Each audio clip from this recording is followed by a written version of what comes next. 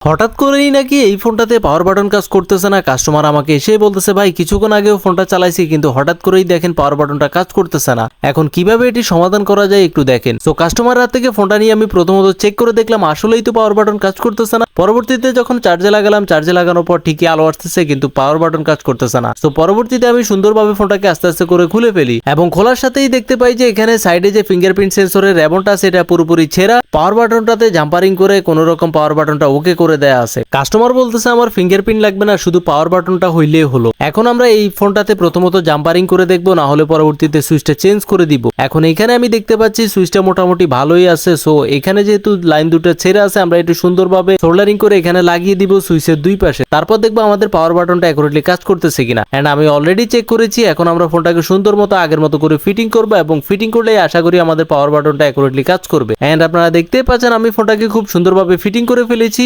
পাওয়ার বাটনটা এখন অ্যাকুরেটলি কাজ করতেছে আগের মতো, তার মানে আমাদের সমস্যাটি সমাধান হয়ে গিয়েছে।